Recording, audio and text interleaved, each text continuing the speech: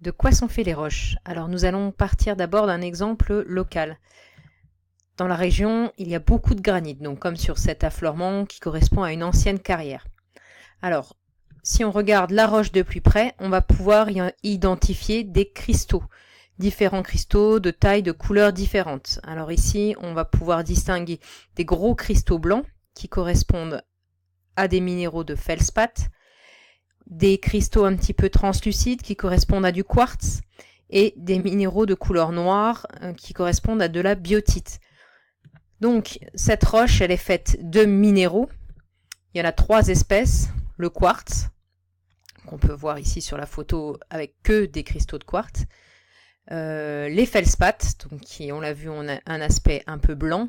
Il peut être rose aussi dans le granit rose. Et puis la biotite, donc qui sont des sortes de petites plaquettes noires brillantes. Donc ça, c'était l'exemple du granit classique. Alors, il vous est peut-être arrivé de tomber dans certaines carrières sur du granit altéré, c'est-à-dire du granit un petit peu abîmé par l'eau. Alors, sur cette roche, en plus des minéraux dont on a parlé tout à l'heure, on va pouvoir trouver autour de la biotite des espèces d'auréoles un petit peu marron qui correspondent à de nouveaux minéraux qui sont apparus sous l'action de l'eau. Donc, ce sont par exemple des minéraux appelés smectites, donc qui sont des minéraux argileux. Vous connaissez l'argile, c'est cette substance qui peut donner une espèce de pâte qu'on peut se mettre sur la peau ou qui a des bénéfices sur les cheveux. Donc voilà pour le granit. Donc ça, c'est la principale roche qu'on va retrouver en milieu continental. En milieu océanique, on va retrouver une autre roche. Donc ici, vous avez la roche caractéristique qui est le basalte. Alors ici, en coulée, puisque c'est une roche qui apparaît sous forme de lave à la base, c'est la cristallisation d'un magma.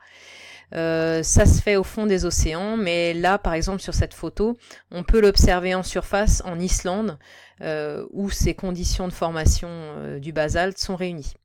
Alors, si on regarde ce basalte de plus près, on voit une espèce de roche noire très massive, et là, cette fois-ci, on ne voit pas à l'œil nu les cristaux. Donc, pour pouvoir déterminer de quels cristaux il s'agit, enfin de quelles espèces minérales il s'agit, il va falloir aller regarder ce basalte au microscope. Alors, pas n'importe quel microscope, c'est un microscope polarisant, c'est-à-dire qu'il va filtrer la lumière dans certaines directions et on va y observer du coup les minéraux avec des couleurs complètement différentes de leur couleur naturelle. Donc ici, on peut reconnaître ce gros cristal là orange, c'est un minéral qui est appelé le pyroxène. On y retrouve aussi de l'olivine, donc qui apparaît ici en bleu, et plein de petites paillettes grises qui sont de nouveau des feldspaths comme on a vu tout à l'heure. Donc dans ce basalte, la roche, elle est constituée de différents minéraux. On a dit de l'olivine qui en couleur naturelle est de couleur verte, d'où son nom qui vient de l'olive, olivine. On va y retrouver aussi les feldspaths et également le pyroxène, donc qui sont les 3 principaux minéraux de ce basalte. Alors, qu'est-ce qu'on peut trouver aussi d'autre comme roches très fréquentes? Ici, par exemple, des falaises de calcaire. Alors, vous reconnaîtrez peut-être Étretat.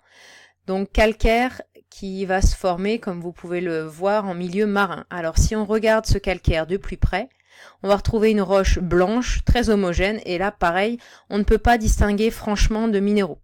Si on regarde de plus près, on va voir au microscope apparaître comme des coquilles. Alors en fait, ce type de calcaire va être constitué de coquilles. Alors là, c'est pas celui d'Étretat, c'est d'autres types de coquilles.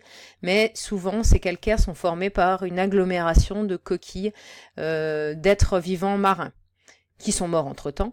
Et donc ces coquilles sont faites d'un minéral qui est appelé la calcite.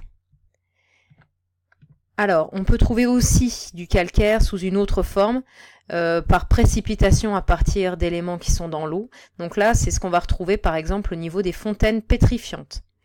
Dans tous les cas, le minéral qu'on retrouve, unique minéral, c'est la calcite, qui a cet aspect quand on la retrouve toute seule. Et enfin, une roche qu'on retrouve beaucoup dans la région, qui est le grès. Alors, donc, vous voyez un affleurement, il n'y en a pas très loin d'ici. Là, c'est à la carrière à Épinal.